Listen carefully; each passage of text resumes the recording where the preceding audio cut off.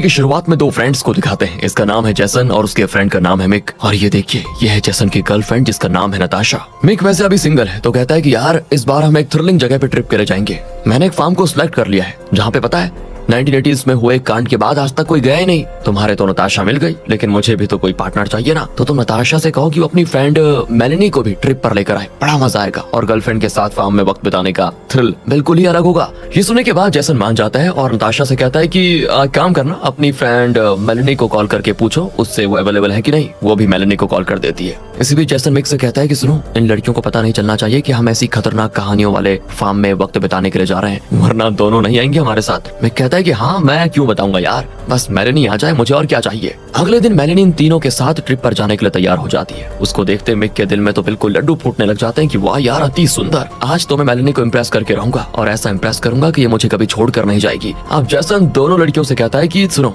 हम एक ऐसी जगह जाने वाले हैं जहाँ हर तरफ नेचर ही नेचर होगा, बड़ी खूबसूरत जगह होगी और वहाँ मोबाइल सिग्नल नहीं मिलेगा, पहले बता देता हूँ। वो दोनों भी मान जाती है और इस तरह ये चारों इस ट्रिप पे निकल पड़ते हैं। मिक तो मेलेनी के साथ चिपक चिपक के जाता है और उसे इम्प्रेस करने के लिए न जाने क्या क्या बकवास कर रहा होता है। सफर काफी लंबा होता है, लगभग 8 घंटे से भी ज्यादा हो जाते हैं। मिक पूछता है कि अरे और कितनी दूर जाना होगा। जैसन कहता है कि बस कुछ ही दूर पर है, लेकिन अब मुझसे और ड्राइव नहीं किया जाएगा यार, इसलिए काम करते हैं बीच में कहीं रुक जाते हैं और कल सुबह निकलेंगे। अगर तुम लोग भी थक गए हो तो पास में एक बार है, हम वहाँ पे थोड़ा आराम कर लेंगे और फिर आगे निकल जाएंगे। कुछ दूर पर वो एक पब में रुकते हैं और थोड़ा ड्रिंक भी कर लेते हैं। तब माइक एक बुजुर्ग से बात करता है जिसका नाम है ओल्ड ब्लू। वो पूछता है वैसे तुम लोग जा कहाँ रहे हो? आगे एक वाटरफॉल है, वहीं जा रहे होंगे राइट? मिक कहता है हम लोग बच्चे थोड़ी हैं जो वाटरफॉल देखने के लिए इतनी दूर आएंगे, हम तो थ्रिलिंग एक्सपीरियंस की तलाश में निकले हैं। हम यहाँ से थोड़ी दूर पर जो वो चार्लीज फार्म है ना, वहाँ जा रहे हैं। सुनकर ओल्ड ब्लू टेंशन में कहता है कि पागल मत बनो, बहुत ही खतरनाक जगह है वो, मेरी मानो वाटरफॉल्स देखकर वापस अपने शहर लौट जाओ। ओल्ड ब्लू के साथ फ्रेंड नाम का एक आदमी होता है जो कहता है कि आज तक वहाँ जो भी गया फिर कभी नजर नहीं आया, याद रखना ये बात, वहाँ बहुत ही खतरा है। लेकिन बारटेंडर कहता है कि भाई साहब ये सब सुनी सुनाई बातें हैं। पर नताशा की बातें सुन लेती है और पूछती है कि तुम लोग तो कह रहे थे कि कोई नेचुरल और सीनिक जगह पे जा रहे हैं, पर ये लोग तो कुछ और ही कह रहे हो, क्या है ये, क्या वो कोई खतरनाक जगह है? पर जैसन बात को घुमा देता है कि नहीं नहीं, ये लोग किसी और जगह की बात कर रहे हैं, तुम डरो मत, कहकर वो दोनों को बाहर ले आता है। पर दोस्तों अब ये दोनों लड़कियां समझ जाती हैं कि जरूर दाल में कुछ काला है। ये दोनों लड़के थ्रिलिंग एक्सपीरियंस के चक्कर में हमें किसी डेंजरस जगह ले जाना चाहते हैं। तभी मिक कहता है कि अरे यार, ये बूढ़े लोग ना ये ऐसे ही होते हैं, यंगस्टर्स की चुस्ती तो उनमें होती नहीं, तो थोड़ा जलते हैं हमसे। पर ये बातें फ्रेड सुन लेता है और बाहर आकर उसे खूब डांटता भी है कि हम लोग तुम्हारी भलाई के लिए कह रहे हैं, शायद तुम नहीं जानते कि 1980s में वहाँ एक खतरनाक कांड हुआ था और उस कांड के चश्मदीद गवाह थे ओल्ड ब्लू, इसलिए वो तुम्हें वार्न करना चाहते थे, लेकिन तुम हो कि उनके बारे में न जाने क्या क्या नाप शनाप बक रहे हो। ये सुनकर मिक और खुश हो जाता है कि अगर वो इतनी खतरनाक जगह है तो हमें तो रियल थ्रिल एक्सपीरियंस करने को मिलेगा वहाँ पे। लड़कियां बिल्कुल भी खुश नहीं होती और चार्लीज फार्म नहीं जाना चाहती। तो मिक उन्हें कन्विंस करने लग जाता है कि 1980s में किसी ने कुछ देखा होगा, पर ये 2014 है, अब भी उसी बात को लेकर डरना बेवकूफी है। इस आदमी की बात मत मानो, हम पे विश्वास करके हमारे साथ आ जाओ। फ्रेड को गुस्सा आ जाता है और वो कहता है कि तुम्हें मरना है तो जाओ, उस तरफ है चार्लीज फार्म, जाओ वहीं जाओ, करना अपना थ्रिल एक्सपीरियंस वहाँ पे। पर मेरी बात ध्यान से सुन लो, तुम में से एक भी लौट कर नहीं आने वाला। और इस बात पर इनकी लड़ाई हो जाती है तो दोनों लड़कियां कार में चढ़ जाती है। ये दोनों भी गाड़ी में चढ़कर वहाँ से निकलते हैं। पीछे से फ्रेड शाप देता है कि हमारी बात न मानकर तुम लोगों ने बहुत बड़ी गलती कर दी, बहुत पछताओगे वहाँ जाकर। फिर ये लोग कुछ दूर पर एक जगह पे टेंट लगाकर रात को रुकने का फैसला करते हैं। अब मिक से बाकी तीन पूछने लगते हैं कि तुमने चार्लीज फार्म जाने का आइडिया कैसे चुना, तुम्हारा था ना आइडिया, कम से कम अब तो बता दो कि वहाँ हुआ क्या था, वरना हम तो नहीं आने वाले तुम्हारे साथ। और अब मिक उस जगह की कहानी बताने लगता है। 1980s में उस फार्म में एक कपल रहा करता था, पति का नाम जॉन और पत्नी का मेरेडिथ। दोनों ही किसान थे और साथ ही वो सीरियल कातिल और नरभक्षी भी थे। उस तरफ जो भी टूरिस्ट आते उन्हें जॉन जबरदस्ती फार्म में लेकर आ जाता था, जहाँ वो मेरेडिथ के साथ मिलकर उन्हें बहुत ही टॉर्चर करके मार डालता। हाँ, इनका एक बेटा भी था जिसका नाम था चार्ली, और उसकी आंखों के सामने ही ये कपल अपने विक्टिम्स को बड़े गंदे तरीके से टॉर्चर करके तड़पा तड़पा कर मार डालते थे। और ये सारे दृश्य देखकर ही चार्ली बड़ा हुआ। जैसे जैसे वक्त बीता तो इनकी असलियत आसपास के लोगों को पता चलने लगी और एक रात उन्होंने इनके घर को घेर लिया। पर जॉन नहीं डरा और गाँव वालों को धमकाने लगा। इन लोगों का लीडर था ओल्ड ब्लू। सबने मिलकर जॉन को मार डाला। तब मेरेडिथ अपने बेटे चार्ली को लेकर जंगल के अंदर भाग गई और उसके बाद आज तक उस माँ बेटे को किसी ने देखा नहीं। मुझे तो बस इतना पता है, बस और कुछ नहीं। इस पर मेलेनी हंस देती है कि ये जरूर कोई मनगढ़ंत कहानी लग रही है। अगर लोगों को पता चली गया था तो उन लोगों ने पुलिस को क्यों नहीं बुलाया, घर को घेरने की क्या जरूरत थी। तब मिक कहता है कि जहाँ तक मैंने सुना है उस कपल ने जिन लोगों को मार डाला उनमें से एक की भी लाश वहाँ नहीं मिली थी, इसीलिए लोगों ने पुलिस को नहीं बताया, क्योंकि बिना किसी एविडेंस के पुलिस करती भी तो क्या।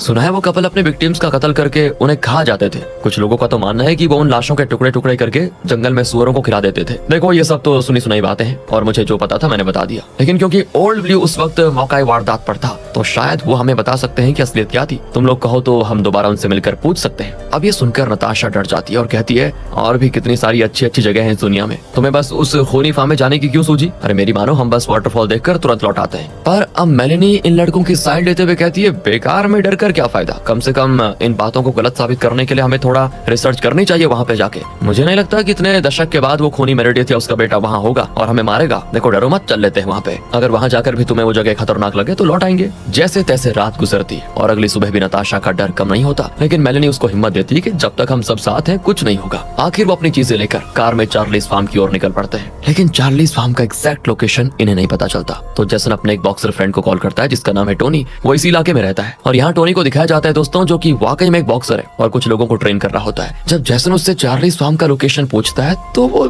बिल्कुल चौंक जाता है और कहता है कि तुम लोग वहाँ क्यों जा रहे हो, मत जाओ, खतरनाक जगह है। लेकिन जैसन उसकी बात सुनने को थोड़ी तैयार था, वो जिद करता है और तब कोई रास्ता न पाकर टोनी उसे रास्ता बता देता है। आखिर ये लोग पहुंच जाते हैं चार्लीज फार्म, पर वहाँ पे गेट होता है जो खुलता ही नहीं, गाड़ी अंदर नहीं जा पाएगी। तो वो फेंस को क्रॉस करके पैदल ही अंदर जाने का फैसला करते हैं और नताशा बहुत ही अनकंफर्टेबल फील करती है। वो अंदर जाना ही नहीं चाहती, लेकिन इनके साथ जाने के अलावा उसके पास कोई और रास्ता भी तो नहीं है। सभी अंदर पैदल चलने लगते हैं। तो बहुत दूर जाने के बाद नताशा कहती है कि देखो यार, मुझसे और नहीं चला जाएगा, मेरे पैरों में बहुत दर्द हो रहा है। तब कुछ ही दूर पर दोस्तों एक पुराना फार्म हाउस दिखाई पड़ता है, जिसको देखकर जैसन कहता है कि बस थोड़ी दूर मैनेज कर लो, वो रहा फार्म हाउस, हम वहीं रहेंगे और इस फार्म हाउस में खूब जमकर एंजॉय करेंगे। ये बहुत ही पुराना घर है और टूटा फूटा है। अब ये लोग अंदर जाते हैं तो वहाँ पे हर चीज पड़ी होती है और तो और उस घर की दीवारों पे टूरिस्ट ने लिखा होता है हम इस जगह पे आए और हमने यहाँ सर्वाइव भी किया। नताशा का डर हर पल बढ़ता ही जाता है कि ये कैसी जगह है और यहाँ हम कैसे रह पाएंगे। दूसरी ओर मेलेनी काफी एडवेंचरस लड़की मालूम होती है। वो एक कमरे का दरवाजा खोलने की बहुत कोशिश कर रही होती है। उस पर इंप्रेशन जमाने के लिए अपना एक दरवाजे को धक्का देकर खोल देता है। वो अंदर जाते हैं तो मेलेनी का पैर एक टेडी बियर पर पड़ जाता है। वो उसे उठाकर अपने बैग में रख देती है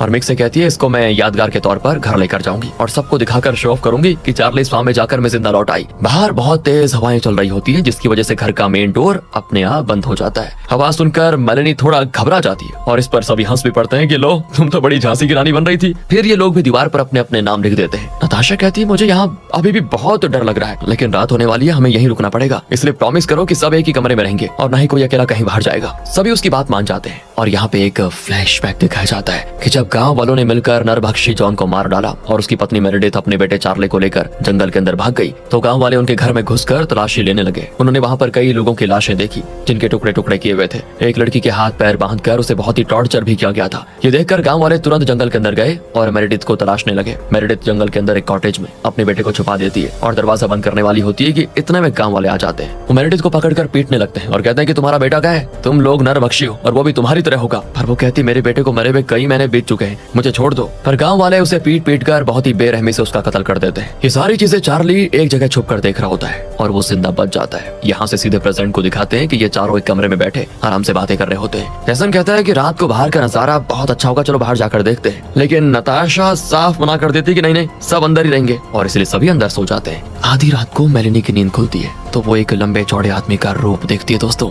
एकदम हल्क जैसा। लेकिन मेलेनी को लगता है शायद मैंने कोई सपना देखा और वो फिर सो जाती है। थकान के मारे अगले दिन सभी दोपहर को उठते हैं। जैसन और मेक बाहर डिस्कस कर रहे होते हैं कि आज किस तरफ घूमने जाया जाए। तभी वहाँ पे एक कपल आता है। लगता है दोस्तों ये लोग भी थ्रिल एक्सपीरियंस करने के इरादे से इस जगह को ढूंढ कर यहाँ पे आए हुए हैं। इनके नाम है जॉर्डन और एलिसा। वो इनको अपना परिचय देते हैं और बताते हैं कि हम सिडनी से आए हुए हैं। अब दोस्तों इनको देखकर अपनी टीम बड़ी खुश होती है कि चलो हम यहाँ पे अकेले नहीं है। फिर सब मिल बैठ कर खाते हैं। तो मेलेनी एलिसा को बताती है कि हमें ये जगह ना बहुत ही डिफरेंट लगी और तो और मुझे यहाँ पे एक पुराना टेडी बियर भी मिला, 1 मिनट में लेकर आती हूँ उसको, कहकर वो टेडी बियर लेने जाती है। लेकिन पूरा घर छान मारने के बाद भी उसको वो टेडी बियर कहीं नहीं मिलता। वो जैसन और मिक से कहती है जरूर तुम दोनों ने चुराया ना, वो कहाँ है बताओ। तो दोनों हंस देते हैं कि टेडी बियर का है, हमें क्या करना है, हमने तो उसको देखा तक नहीं। मेलेनी कहती है कल रात मैंने यहाँ एक हल्क जैसे आदमी का रूप देखा था, लगता है वही चुरा कर लेकर गया होगा। और इस पर सभी हंस पड़ते हैं कि हल्क और वो भी टेडी बियर चुराने आएगा क्या? अरे सपने भी तुम बच्चे वाले देखती हो क्या? तुमने टेडी बियर को कहीं और रख दिया होगा, फिलहाल उसको भूल जाओ, वो जरूरी थोड़ी है। फिर तीनों कपल्स अलग अलग दिशाओं में जाकर फार्म को एक्सप्लोर करने का फैसला करते हैं। मिक तो बड़ा खुश होता है कि मेलेनी के साथ अकेले में वक्त बिताने का मौका मिल गया।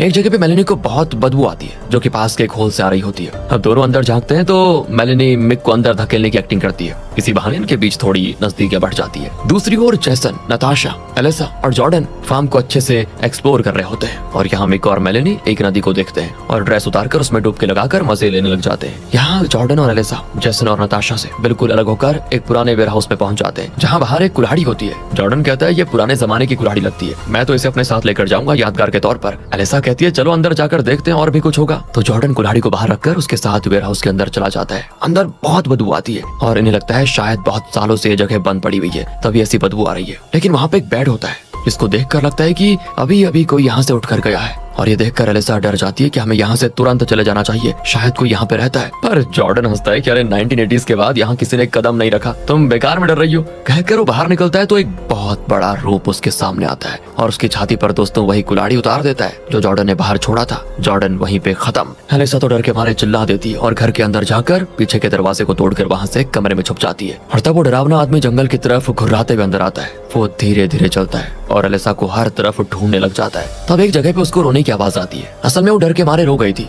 लेकिन उसने अपना हाथ मुंह पे लगा दिया होता है। फिर भी उसकी आवाज कातिल को सुनाई पड़ जाती है और वो एलिसा को ढूंढ निकालता है। फिर तो वो उसको घसीट कर लेकर ट्रैक्टर के टायर पर बार बार पटकता है। वो हो जाती है बेहोश तो कातिल उसको ट्रैक्टर के टायर के नीचे रखकर कुचल देता है। बुरी तरह मर जाती है वो। दूसरी ओर जैसन और नताशा किसी दूसरे वेयर हाउस के पास पहुंच जाते हैं। जैसन तो अंदर जाने के लिए बड़ा उतावला होता है लेकिन नताशा कहती है मुझे अभी भी डर लग रहा है, हम बाहर घूमकर वापस चले जाते हैं चलो। पर जैसन कहता है कि अरे हम यहाँ पे थ्रिलिंग एक्सपीरियंस का मजा लेने के लिए आए हुए हैं और तुम की बात बात पे बस ये डर रही हो। पर नताशा कहती है तुम्हें अंदर जाना है तो तुम जाओ, मैं तो यहीं ठीक हूँ। जैसन भी खुशी खुशी उस वेयर हाउस के अंदर चला जाता है और कहता है कि मैं बस 5 मिनट में वापस आ जाऊंगा। दूसरी ओर टोनी को दिखाते हैं जिसे जैसन और उसके दोस्तों की फिक्र हो रही होती है कि पता नहीं वो चार्लीज फार्म में किस हाल में होंगे। अरे टोनी दोस्तों वही बॉडी बिल्डर बॉक्सर। वो जैसन को कई बार कॉल भी करता है लेकिन कॉल जाता ही नहीं। फिर वो घबराकर अपनी वाइफ नैन्सी को बताता है कि मेरे कुछ दोस्त चार्लीज फार्म गए हुए हैं। मेरे मना करने के बावजूद भी वो नहीं माने। चार्लीज फार्म में कई वेयर हाउस होंगे, वहाँ बहुत खतरा है और वो उन वेयर हाउस के बारे में नहीं जानते। और तो और जैसन का फोन भी रिचेबल नहीं है। नैन्सी कहती है वहाँ तो सिग्नल भी नहीं मिलता इसलिए उन्हें तुम्हारा कॉल नहीं मिला होगा। कोई बात नहीं। हाँ टोनी कहता है तुम ठीक कहती हो, शायद वो लोग मजे से फार्म में घूम रहे होंगे। अब इससे पहले वो किसी मुसीबत में पड़ जाए मुझे उन्हें सेफली फार्म से बाहर लेकर आना होगा। नैन्सी को टोनी का वहाँ जाना बिल्कुल भी ठीक नहीं लगता क्योंकि वो जानती है कि चार्लीज फार्म में कितना खतरा है। लेकिन टोनी की जिद के आगे उसकी एक नहीं चलती और टोनी चार्लीज फार्म की ओर निकल पड़ता है।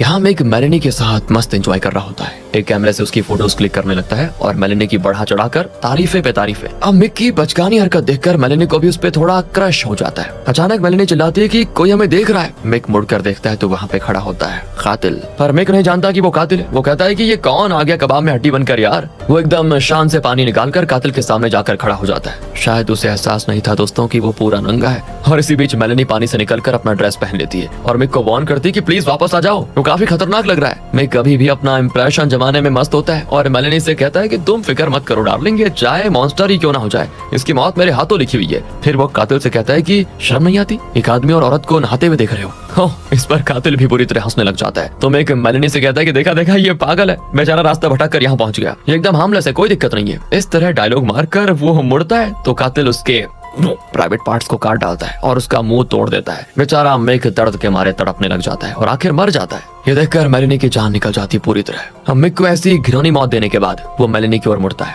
और तब उसकी आंखें क्लोजअप में दिखाई जाती हैं जिन्हें देखकर साफ पता चलता है कि ये जॉन और मेरेडिथ का बेटा चार्ली है। मेलेनी तो जान हथेली में लिए भाग रही होती है और चार्ली उसका पीछा करने में लगा होता है। आखिर चार्ली उसे पकड़ लेता है और उसके मुंह के अंदर हाथ डालकर उसकी गर्दन तोड़ देता है। बहुत ही बेरहमी से मारता है उसे। उसको मरता हुआ देखकर चार्ली और ठाका मार के हंसता है। दूसरी ओर नताशा उस वेयर हाउस के बाहर खड़ी होती है। जैसन ने 5 मिनट कहा था लेकिन आधा घंटा हो गया और जैसन अभी तक वापस नहीं आया। नताशा डरी भी होती है लेकिन जैसन को ढूंढने के लिए वो उस वेयर हाउस में एंटर कर जाती है। इसी बीच टोनी उस फार्म हाउस में पहुंच गया होता है दोस्तों और वो हर कमरे को खोलकर देख रहा होता है कि कहाँ है कोई। तो वहाँ किसी को न पाकर वो सीधे उस वेयर हाउस की ओर चल पड़ता है। यहाँ वेयर हाउस में नताशा चारों ओर देखती है और जैसन को पुकारने लगती है। कुछ दूर पर जैसन होता है और वो इशारा करता है कि प्लीज मत चिल्लाओ, चुपचाप यहाँ जाओ। नताशा भी चुप हो जाती है और उसके पास जाकर पूछती है तुम यहाँ क्यों छुपे हुए हो। जैसन कहता है यहाँ एक साइको कातिल है जो दिखने में बहुत ही घिनौना और खतरनाक दिखता है। नताशा कहती है यार ये प्रैंक करने का टाइम नहीं है, सच बताओ क्या हुआ। जैसन कहता है प्रैंक नहीं है नताशा, यहाँ सच में एक साइको कातिल है, वो यहीं कहीं घूम रहा है, आवाज करोगे तो आ जाएगा।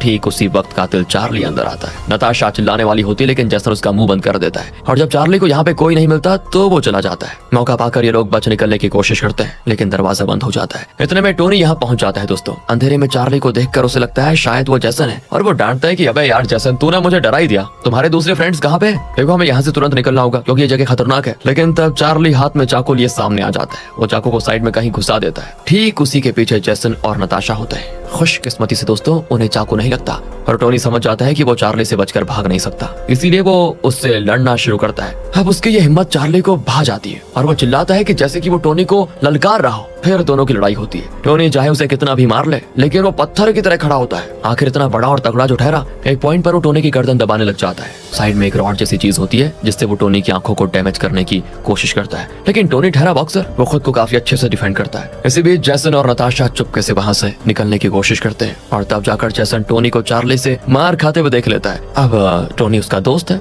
तो जैसन टोनी को बचाना चाहता है, क्योंकि टोनी यहाँ जैसन और उसके फ्रेंड्स को बचाने आया था। उसे इस दरिंदे के हाथों छोड़कर जाना गलत है, लेकिन नताशा कहती है प्लीज मत जाओ, वो तुम्हें भी मार डालेगा। लेकिन जैसन एक कुल्हाड़ी लेकर चार्ली की पेट पे उतार देता है, पर लगता है चार्ली ने कोई अलग ही टाइप का कपड़ा पहना होता है और कुल्हाड़ी अंदर उतरती नहीं। इतने में चार्ली टोनी का कत्ल कर देता है। अब तो वो जैसन को भी पकड़कर उसका गला काटने वाला होता है। जैसन नताशा को देखकर चिल्लाता है कि तुम प्लीज यहाँ से भाग जाओ। नताशा उसे छोड़कर जाना तो नहीं चाहती, लेकिन उसके यहाँ रुकने का कोई फायदा नहीं, क्योंकि चार्ली उसे भी मार डालेगा। तो वो भागने लगती है और फिर चार्ली जैसन का गला काटकर उसे बेरहमी से मार डालता है। नताशा भागकर टोनी की कार में बच निकलने की कोशिश करती है, लेकिन तब चार्ली कार के ऊपर ही कूद पड़ता है। लगता है दोस्तों इसका वजन 200 किलो तो होगा ही, क्योंकि इसके कूदने से कार लगभग चपेट हो जाती है। दर्द के मारे नताशा वहीं बेहोश, और जब उसे होश आता है ना तो वो एक पिंजरे में होती है। वो घबरा जाती है। इस बार वो चिल्लाती नहीं, बल्कि पिंजरे की लकड़ी को कस के लात मारती है। लगता है बहुत ही पुरानी लकड़ी है, वो एकदम से टूट जाती है और नताशा चुपचाप वहाँ से बाहर। लेकिन वहाँ बदबू इतनी ज्यादा होती है कि वो सह नहीं पाती, और तब वो देखती है कि यहाँ पे लोगों की सड़ती हुई लाशें पड़ी हुई है। लगता है चार्ली अपने विक्टिम्स को मारकर यहाँ फेंक देता है। नताशा वहाँ एक लाश पर पड़ी हुई चेन उठा लेती है ताकि पुलिस को प्रूफ के तौर पर दिखा सके, पर इतने में चार्ली की आहट सुनकर नताशा तुरंत वापस आकर उन लाशों के बीच लाश की तरह लेट जाती है। चार्ली उसे पार करके चला जाता है और मौका पाकर नताशा बच निकलने के लिए जल्दी जल्दी ऊपर चढ़ती है, और तब कोई उसे अपना हाथ देता है। नताशा बाहर निकल कर देखती है तो